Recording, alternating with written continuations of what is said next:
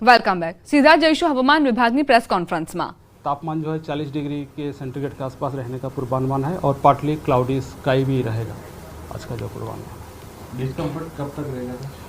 अभी अगले तो टेम्परेचर बढ़ रहा है 2 से 4 डिग्री सेंटीग्रेड। अभी तो डिस्कम्फर्ट थोड़ा रहेगा, मॉइस्चर भी है।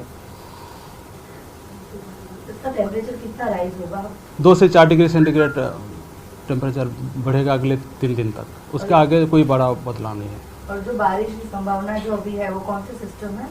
अभी एक साउथ गुजरात में अपर एयर साइक्लोनिक सर्कुलेशन परसिस्ट कर रहे हैं 5.8 किलोमीटर अबव मीन सी लेवल, और इसके कारण ओके। दक्षिण गुजरात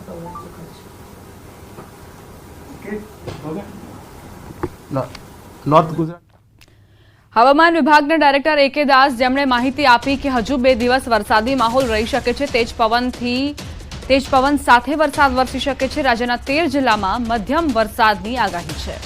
વરસાદ સાથે ગરમીનો પારો પણ ઊંચકાશે 2 દિવસ બાદ।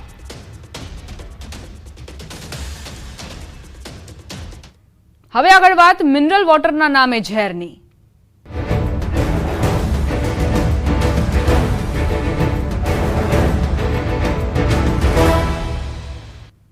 રાજકોટ શહેરના લોકો માટે મોટા સમાચાર પ્રાપ્ત થઈ રહ્યા છે। બહારથી મિનરલ વોટર મંગાવતા પહેલા સાવધાન થઈ જજો। 20 જેટલા મિનરલ વોટરના નમૂના ફેલ થતા વિક્રેતાઓ પર પ્રતિબંધ લાદવામાં આવ્યો છે। મિનરલ વોટર વિક્રેતાઓ વિરુદ્ધ કાર્યવાહી। મનપાના આરોગ્ય વિભાગે સેમ્પલ લીધા હતા। પરીક્ષણમાં નમૂના ફેલ થતા નિર્ણય લેવાયો। પાણીજન્ય રોગચાળો અટકાવવા મહત્વનો નિર્ણય લેવાયો છે।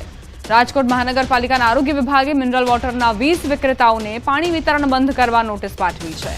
गत सप्ताह में 39 मिनरल वॉटरना विक्रेताओं ने त्यांथी नमूना लेवामां आव्या हता।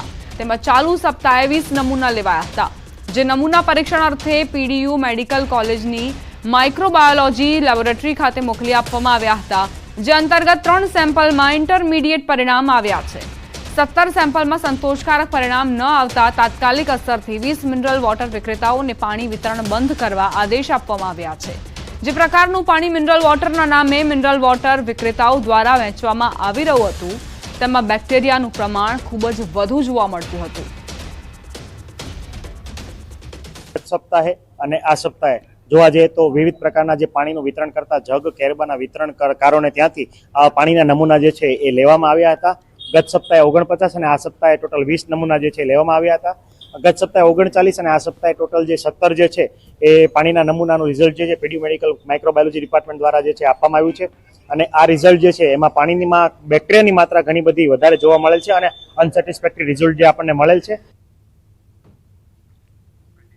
આ પ્રકારે બેક્ટેરિયા યુક્ત પાણી પીવાથી ઝાડા, ઉલટી, ટાઇફોઇડ, મરડો સહિતની બીમારીઓ થઈ શકે તેમ છે। જુદા જુદા પેટના રોગો તેમજ પેટના ઇન્ફેક્શન પણ થાય તેવી પૂરેપૂરી સંભાવનાઓ રહેલી હોય છે।